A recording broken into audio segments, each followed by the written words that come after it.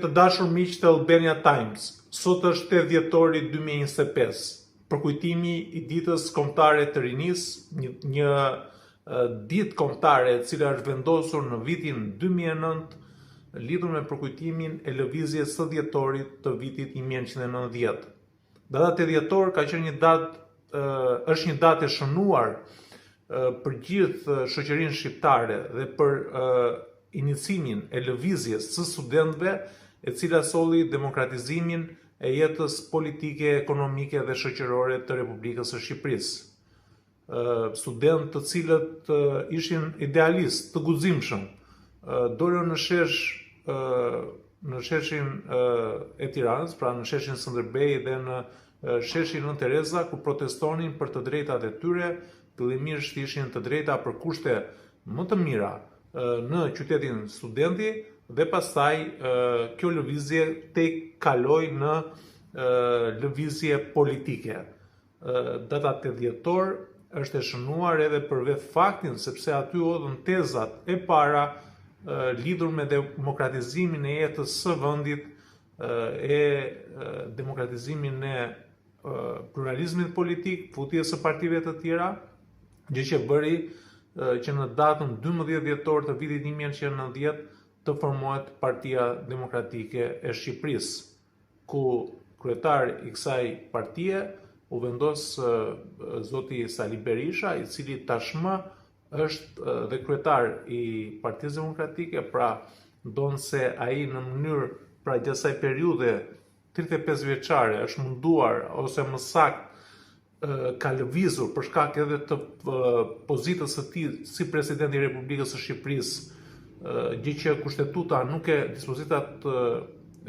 kryesore kushtetuese nuk e lejonin që ai të ishte kryetar i një partie politike, dhe ka lënë kryetar të tjerë, por që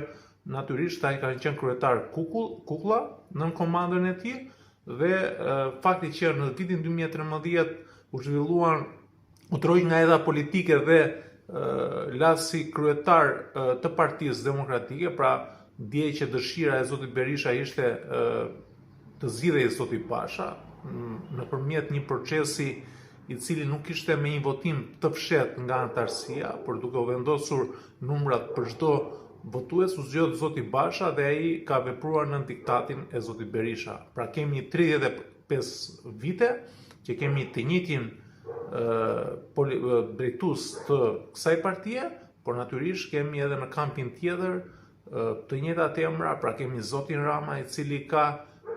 po dhe ky ka nga viti 1998, i cili është në pushtet, pra që ka marrë drejtimin pose publike dhe më pas drejtimin e Partisë Socialiste dhe 4 mandate si kryeministër. Kemi zotin Meta po ashtu, që ka qenë në detyra të rëndësishme kryesore, por që është aktiv në jetën politike dhe pse është izoluar, është kryetar i Partisë së Lirisë, ish Partisë Lëvizja Socialiste për Integrim, në të cilën në statute kishte që jo më shumë se 2 mandate duhet që të zgjidhej kryetar partie, por ka ndryshuar statutin dhe kemi po të njëjtat emra. Pra me të njëjtat emra festojmë të 35 vjetor të ditës kombëtare të rinisë. Po bët gati për 10 vite, bët 45 vite, që do të me të njëjtat emra, me të njëjtat figura të cilët kanë qenë nga fillimi i viteve 90 në skenën politike shqiptare, dhe nuk ka ndryshuar asgjë. Pra edhe pse u propagandua në fillim të viteve 90 që duam Shqipërinë si gjithë Europa, jemi gati 35, jo gati, po jemi 35 vite më vonë dhe shqiptarët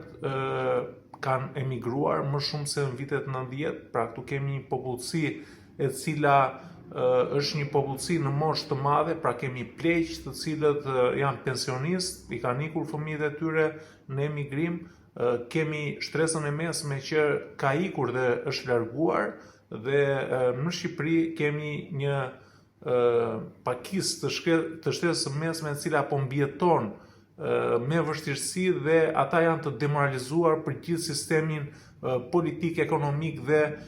konkurrueshmërinë në vendin tonë për shkak të atyre idealeve të cilat nuk u realizuan në këto 35 vite dhe për shkak të një propagande dhe një populizmi që kanë liderat politik në Shqipëri. Megjithatë, ka ardhur koha që kjo klasë politike të largohet,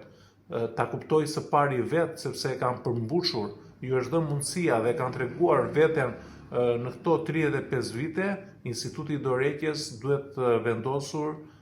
si një standard i kryetarëve të partisë politike, si një standard moral së pari dhe pastaj një standard që duhet të vendoset edhe në statutet e tyre në mënyrë që të demokratizohen partitë politike dhe më pas të demokratizohet gjithë jeta politike, sociale dhe ekonomike e vendit. Pra, 35 vite më pas, jemi si në vitet 90 me të njëjtat probleme, me të njëjtat halle dhe me të njëjtat synime për qytetarët shqiptar. Faleminderit.